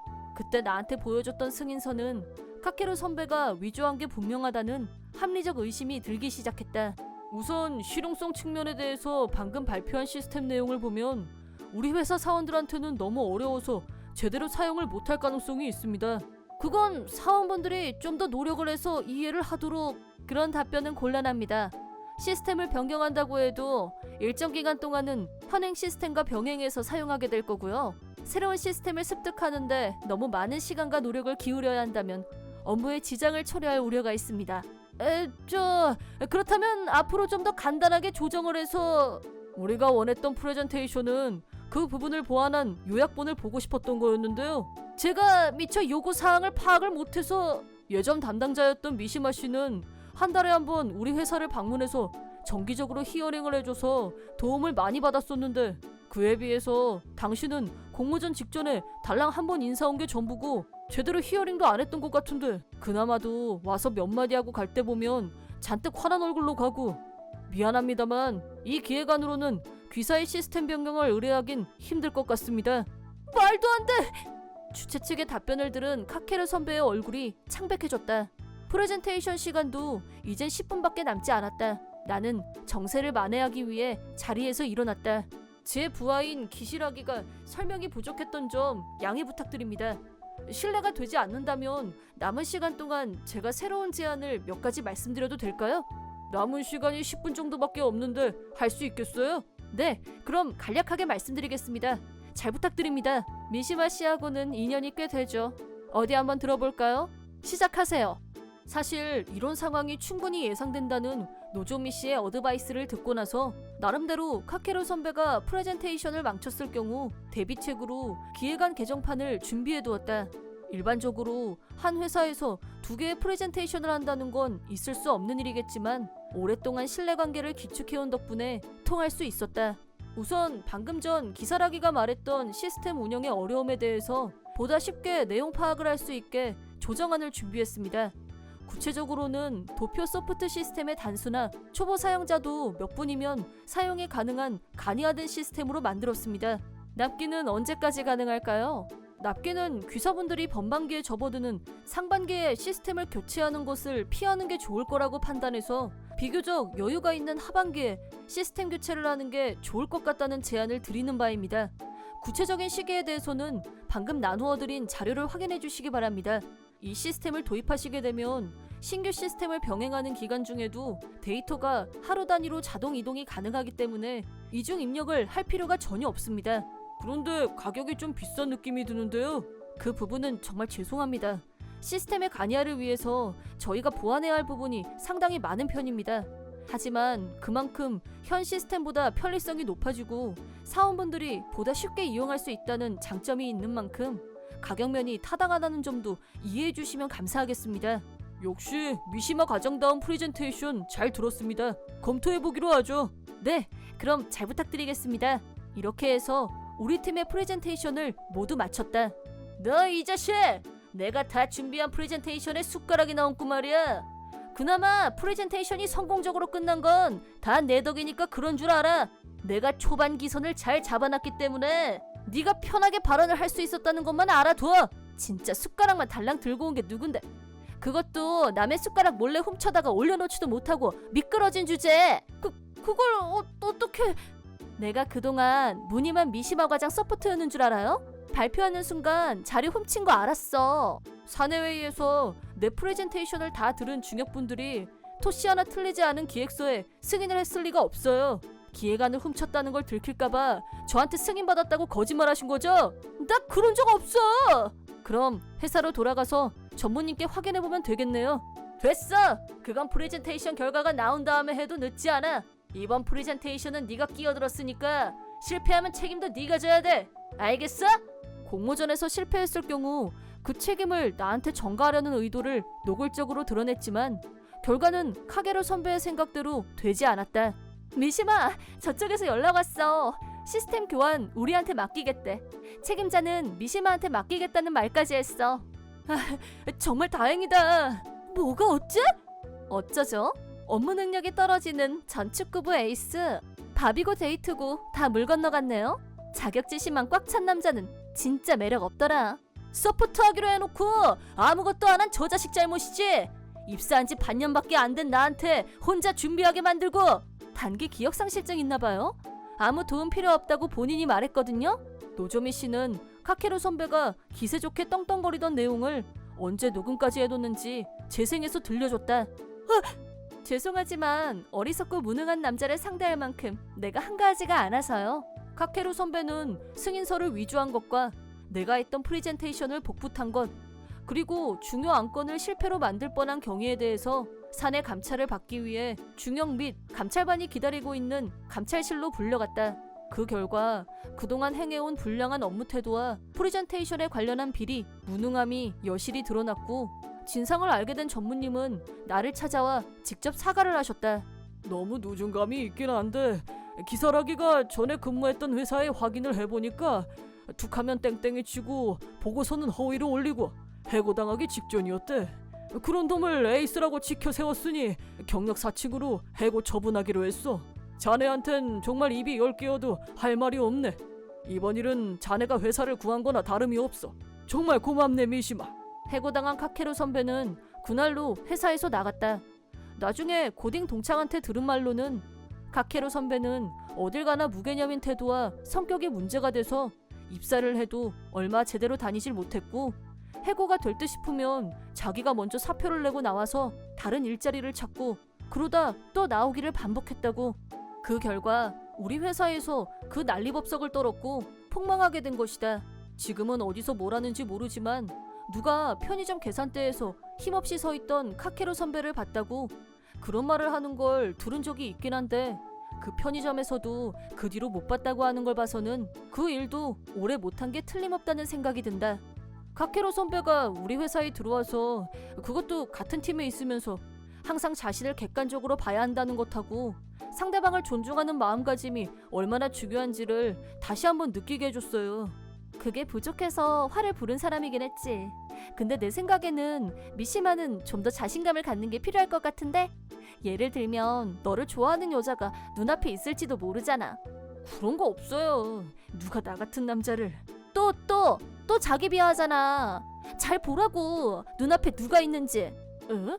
이번에 네가 프레젠테이션 성공한 걸 계기로 우리 회사에 있는 젊은 여사원들이 너를 보는 눈이 확 달라졌는데 그거 너만 모르고 있는 거 알지? 뭐래? 그러면 설마... 이제 알았으면 빠른 시일 안에 답변 부탁해? 대박! 나는 일로 인정받은 것과는 별도로 프라이빗 면에서도 새로운 국면을 맞이하게 되었고 몸둘 바를 몰라 하는 나를 노조미가 공사 다방면에서 서포트해주고 있다. 나도 이제부터 자신감을 갖고 사랑하는 여자의 기대에 미치는 남자가 되도록 더욱 노력해야겠다고 다짐해본다. 가자, 파이팅! 어쩌다 보니 여기까지 따라오게 됐네. 자, 이거. 이게 뭐예요? 차비. 돈이 없으면 기차에 탈 수 없어. 열차 올 시간 됐다. 어서 가봐. 고마워요. 내가 이 다음에 꼭 이 은혜 갚을게. 말만 들어도 좋네. 그럼 나 기대하고 있을게. 농담이야. 박사님, 오늘도 진짜 기분이 상쾌해지는 날씨네요. 그렇다니까. 이 부품이 요즘 가격이 많이 올랐어. 갑자기 이렇게 많이 오르면 곤란하지. 안녕하세요. 네가 박사님이 말하던 루키구나. 네, 제가 루키예요. 이분은 부품 조달 담당 겸 매니저 일을 담당하시는 키코치 씨야. 처음 뵙겠습니다. 박사님한테 매니저가 있는 줄 몰랐어요. 너 몰랐구나? 이분 굉장히 유능하신 데다가 내 사촌 동생의 생명의 은인이기도 해. 네? 그건 무슨 얘기예요? 자세히 얘기해 주시면 안 돼요? 사촌 여동생인 미사토에게 문제가 생겼다는 걸 알게 된 것은 내가 초등학교 3학년이 됐을 무렵이었다.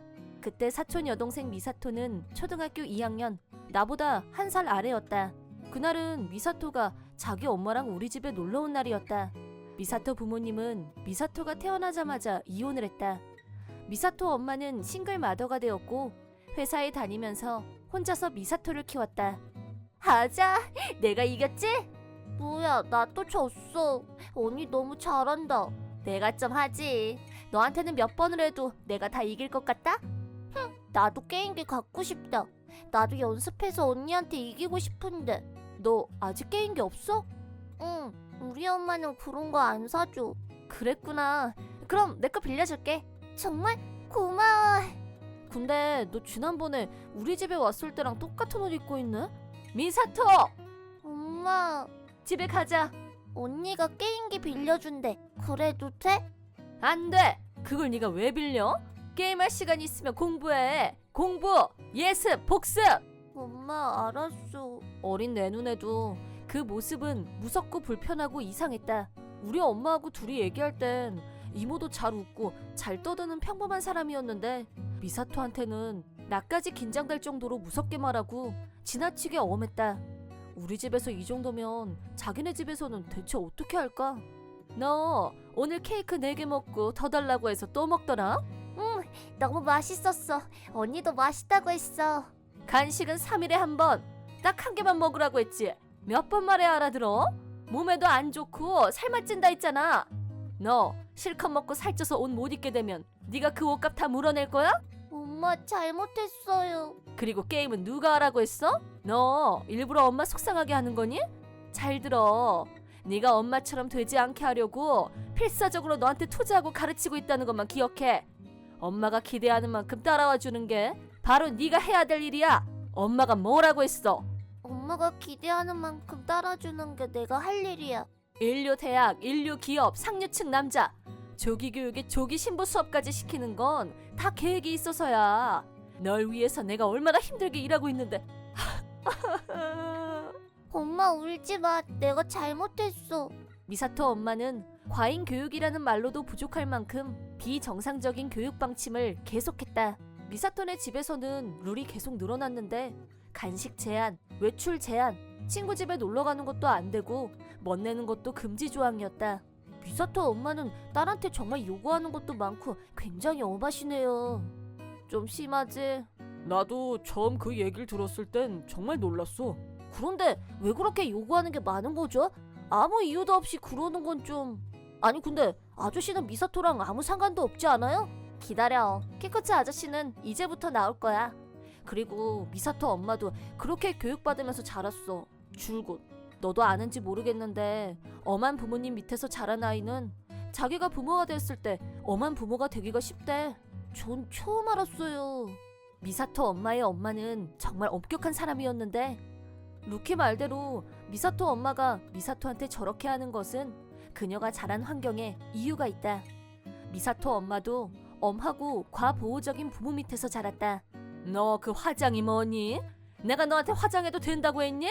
나도 이제 고등학생이야. 화장 정도는 해도 되잖아. 고등학생이면 화장해도 된다고 누가 그래?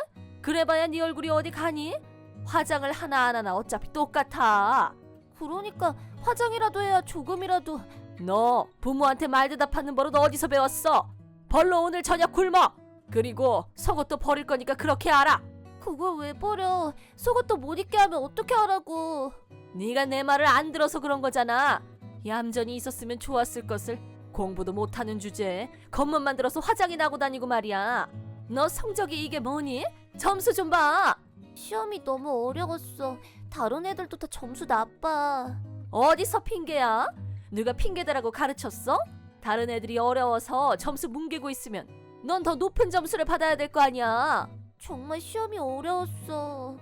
너 계속 대들겠다 이거지? 좋아. 그럼 너 오늘 저녁 굶어. 넌 정신 상태가 글러먹었어. 벌로 화장실 청소해.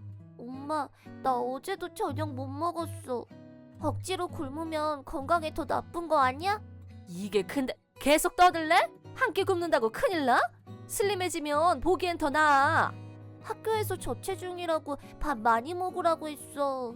얘가 왜 이렇게 말이 많아? 엄마 하지마. 제대로 하는 것도 없으면서 입만 살았어. 넌 잠자코 내 하고 내가 시키는 대로만 하면 돼. 엄마는 왜 맨날 나한테 화만 내? 엄마는 내가 싫어? 너는 꼴도 보기 싫어. 누가 나 닮으래? 얼굴에 성격에. 예쁨 받고 싶으면 네가 잘해야 될 거 아니야. 엄마 너무해. 엄마 미워. 너 거기 안 서? 내가 또 애한테 나도 이러려던 게 아닌데. 아니야, 이게 다 미사토를 위해서야. 그래, 다 잘 되라고 이러는 거야. 집을 뛰쳐나온 미사토는 밤길을 헤매며 걷고 또 걸었다.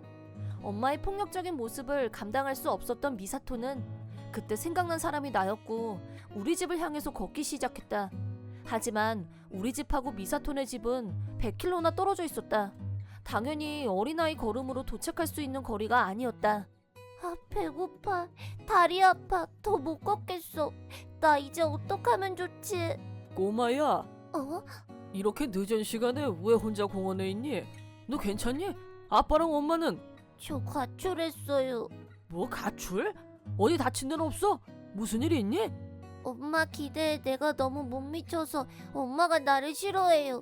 물건 던지고 때리고 저녁도 못 먹고 너무 힘들어서.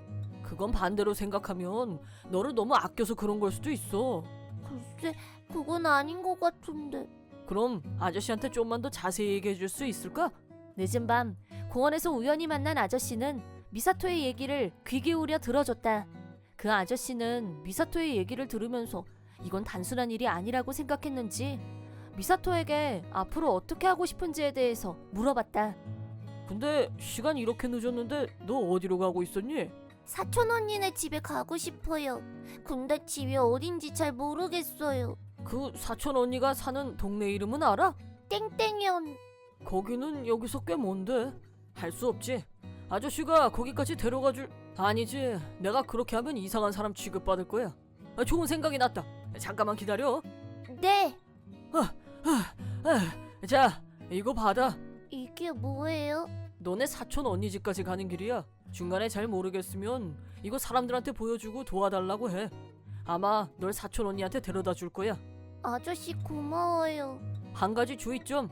거기 왜 가냐고 누가 물어보면 엄마 심부름이라고 둘러대는 게 좋아. 안 그러면 경찰 아저씨가 와서 널 다시 집으로 돌려보낼 거야. 네, 알았어요. 그런데 이 시간엔 기차가 안 다닐 텐데. 기차 시간 될 때까지 여기서 한참 기다려야 될 것 같은데. 네. 아저씨도 너만한 딸이 있거든. 근데 아저씨가 회사에서 해고되는 바람에 딸하고 떨어져서 살게 됐어. 너 보니까 우리 딸이 생각난다. 아저씨도 힘들겠다. 내가 괜한 얘기를 했네. 이런 얘기 재미없지? 아니요, 아저씨 얘기 더 해줘요. 시간도 많잖아요. 내 얘기가 심심풀이 땅콩이냐? 너 진짜 보통 내게는 아니구나. 그럼 첫차 출발 시간까지 얘기나 좀 할까? 그 아저씨는 첫차 시간까지 미사토와 같이 있어 주었다. 밤이 지나 아침이 오고 어쩌다 보니 여기까지 따라오게 됐네. 자, 이거. 이게 뭐예요? 차비, 돈이 없으면 기차에 탈 수 없어. 열차 올 시간 됐다. 어서 가봐. 고마워요. 내가 이 다음에 꼭 이 은혜 갚을게. 말만 들어도 좋네. 그럼 나 기대하고 있을게. 농담이야. 그렇게 해서 미사토는 우리 집에 도착했다. 미사토가 혼자서 우리 집에 왔을 때는 정말 깜짝 놀랐었다. 옷은 다 해져 있었고 몸은 멍투성이었다. 엄마와 나는 미사토로부터 무슨 일이 있었는지 전해 들었다. 우와, 아저씨 진짜 좋은 분이네요. 고마워. 하지만 미사토가 가출한 상태인 건 변함이 없는 거잖아요. 박사님은 어떻게 하기로 하셨어요? 그거야 뻔하지. 한 가지밖에 더 있어. 우리 엄마야. 모전 여전. 그 얘기는 우리 엄마는 위대한 복수를 하기로 결단을 내렸어. 캬, 진짜 내 스타일이야. 그리고 하나 더 덧붙여서 은혜 갚는 일도 잊지 않았지. 다녀왔습니다. 너 어디 갔다 왔어? 너 얼마나 혼나야 정신을 차릴래? 가출이라니. 나도 한 번도 못 해본 일이야. 어디서 배운 버르장머리야? 쥐방울 만한 게 벌써 가출이나 하고 정신이 있어 없어? 잘못했어요. 엄마가 너무 무서워서 도망친 거야. 또 핑계. 맨날 남 탓만 할 거야? 어디서 뭐 하다가 지금 들어왔어? 옷은 어디서 갈아입었어? 가출한 애 꼴이 왜 이렇게 멀쩡해? 밖에 뛰쳐나가서 때 빼고 강내고 들어올 거면 아예 개목걸이에서 개집에 가둬놓고 키워줄까? 엄마, 난 사람이야. 부모 말도 안 듣는 딸이면 개만도 못한 거지.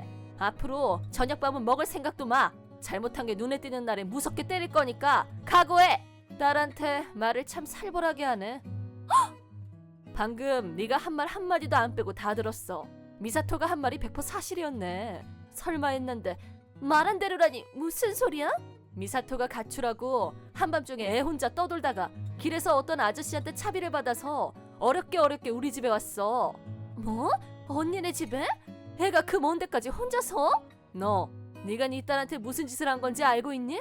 네가 한 짓은 길에서 처음 보는 아저씨도 선뜻 돈을 내줄 만큼 엄청난 일이란 뜻이야. 너 언제부터 이렇게 됐니? 내 자식 내 방식대로 키우겠다는데 언니가 웬 참견이야? 남의 자식 일에 끼어들어서 오지랖 떨지 마. 너 그 말투 참 어쩜 엄마랑 그렇게 똑같냐? 언니가 하고 싶은 말이 뭐야? 지금 네가 하고 있는 짓이 엄마랑 했던 거랑 똑같다는 생각 안 드니? 아직도 모르겠어? 언니는 언니라서 엄마가 나처럼 엄하게 한 적 없잖아. 예쁨만 받고 자란 주제에 뭘 알아? 뭘 안다고 참견이야? 그래, 엄마가 나한테는 너처럼 엄하게 하진 않았었어. 그렇지만 네가 그렇게 당했으면서 왜 네 딸한테 똑같이 하냐 이거야 내 말은. 네가 원하는 걸 딸한테 강요해서 뭘 얻으려는 건데 그건 그냥 네 자기 만족이야. 시끄러워. 그만해. 내 말 잘 들어. 너 계속 이렇게 하면 미사토도 이 다음에 너랑 똑같이 될 거야. 그만해. 네가 널 바꿀 생각이 없다면 난 널 아동학대로 경찰에 신고할 거야. 뭐? 내가 전부 다 한 이상 이대로 그냥 둘 수는 없어. 방관할 수 없는 문제야. 그래서? 경찰에 나 신고하면 미사토는? 내가 데려갈 거야. 지금 장난해? 네가 미사토한테 한 짓은 명백한 폭력이야.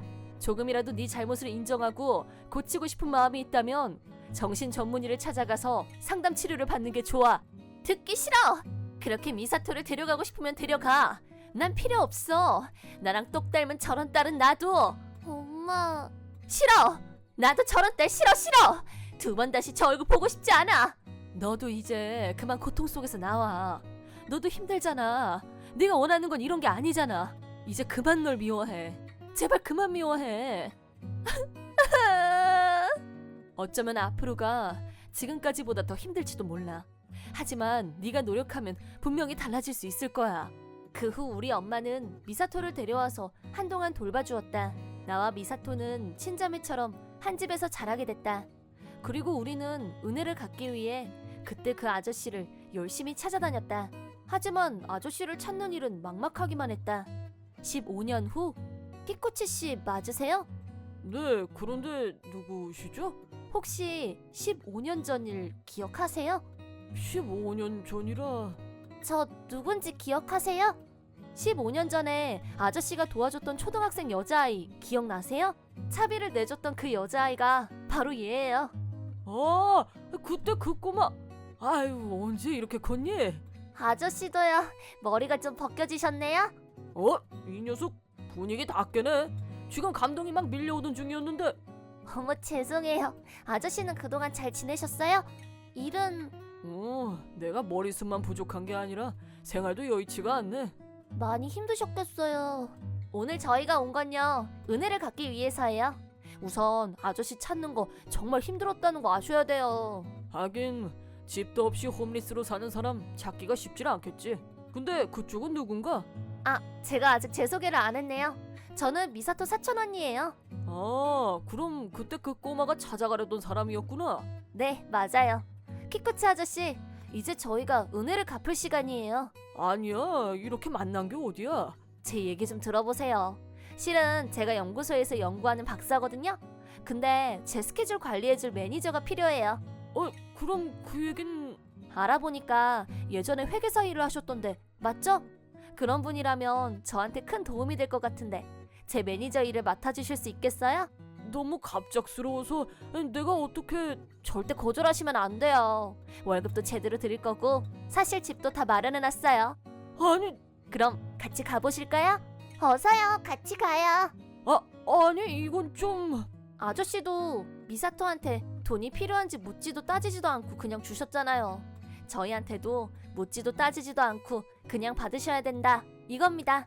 이게 지금 말이 되는 거야? 말이 안 될 것도 없죠. 다 좋은 게 좋은 건데. 잘 어울리시는데요? 그래? 내가 여기서 일을 한다고? 네, 강아지도 있고 커피도 마음대로 마셔도 되고 로봇도 많이 있고. 강아지? 혼자서 이렇게 큰 집이 왜 필요해? 저희 마음이에요. 이 정도는 하게 해주세요. 하지만... 그때 아저씨를 만나지 못했다면 저는 이렇게 건강한 모습으로 어른이 되지 못했을지도 몰라요. 그러고 나서 이모네 집에서 언니하고 살게 됐고 덕분에 지금까지 행복하게 잘 자랐어요.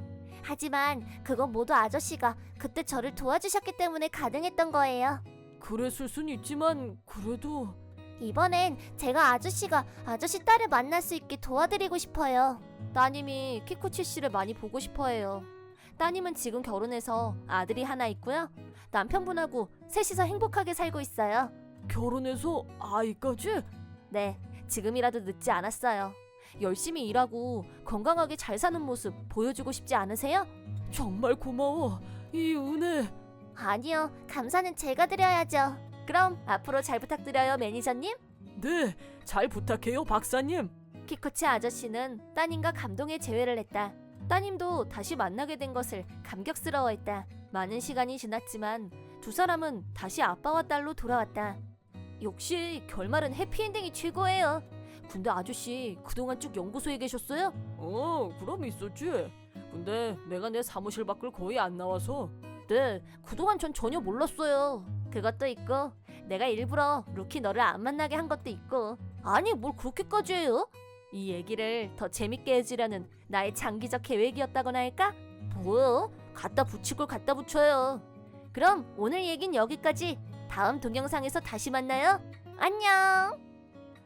엄마, 그동안 미안했다. 난 정신과에서 심리치료를 꾸준히 받았어. 여전히 부족한 게 많지만 나도 열심히 노력할게. 엄마. 고맙다, 미사토.